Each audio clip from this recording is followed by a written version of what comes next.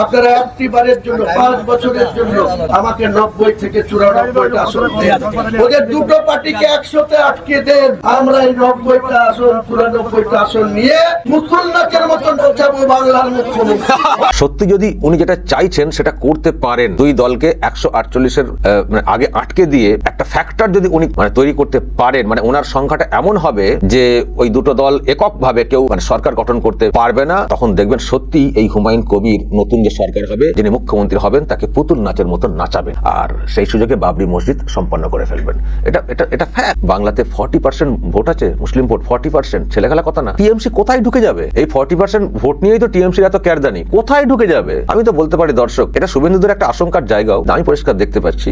সেই সময় খুব দূরে নেই, সেই দিন খুব দূরে নেই যেখানে পশ্চিমবঙ্গে মুসলিম রাজ হবে, ডোমিনেটেড। আমি বলছি সরকার গঠন হবে একটা, হয়তো একক সংখ্যাগরিষ্ঠ এরকম ব্যাপারটা এখনো নেই, আগামী দিনে হতে পারে, কিন্তু এখনই যা পজিশন 26-এই দেখবেন নতুন যে সরকার, সেখানে মুসলিম সমাজের একটা বড় হুমায়ুনদের একটা বড় কথা বলার জায়গা তৈরি হয়ে যাবে, ডোমিনেট করার মতো জায়গা। যে বললেন না পুতুল নাচের মতো নাচা, মানে কি? ডোমিনেট করা, সরকারের প্রভাব বিস্তার করা। সেটা কিন্তু হলেও হতে পারে দর্শক, হলেই হতে পারে। শুভেন্দুদের ভাবনা ছিল আগামী অনেক, হয়তো ওনারা সতর্ক করছিলেন যে এখন সতর্ক হন, সজাগ হন, হিন্দুদের উদ্দেশ্যে বলতেন, নাহলে কিন্তু আমাদেরকে আরো একটা বাংলাদেশ দেখতে হবে, থাকতে পারবেন না। কিন্তু সেই দিন দূরে নেই, হঠাৎ করে যেন সেই দিন সামনে চলে এসেছে।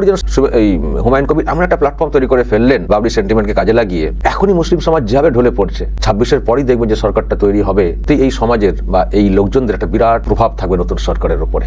এখন দেখা যাক কি হয়। ফলে দর্শক, আগামী দিন, আগামী ভোট যেন কার্যত মনে হচ্ছে সনাতনী ভার্সেস যারা সংখ্যালঘু, তাদের মধ্যে লড়াই। কারা শাসন করবে পরবর্তী সময়? কারা শাসন করবে? সনাতনী হিন্দু অধ্যুষিত পলিটিক্যাল পার্টি নাকি মুসলিম প্রভাবিত কোন জোট বা কিছু? কারা সরকার গঠন করবে? এখন যেন এটাই এখন কৌতূহলের হয়ে দাঁড়িয়েছে। একদিকে যেমন সনাতনীরা ঐক্যবদ্ধ হচ্ছেন শুভেন্দুদের ডাকে, তারা সেইভাবে বলছেন, উল্টো দিকে হুমায়ুন কবির আমি দেখছি কয়েকটা প্রোগ্রাম, এই যে আজকেরটা বিশেষ করে, ওনার ডাকে সাড়া দিচ্ছেন, আসছেন।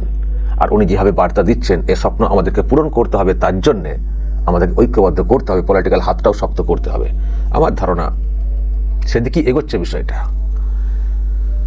তবে যাই হোক, সনাতনী সমাজ শাসন করবে নাকি মুসলিম সমাজ প্রভাবিত হয়ে শাসন করবে নতুন সরকার, সেটা যেমন একটা প্রশ্নের কৌতূহলের, তবে একটা নিশ্চিত যেটা আমি চোখের সামনে দেখতে পাচ্ছি, দর্শক হয়তো আপনারাও ফিল করছেন, তৃণমূলের গেড়ে উঠে যাবে, বুঝতে পারছেন।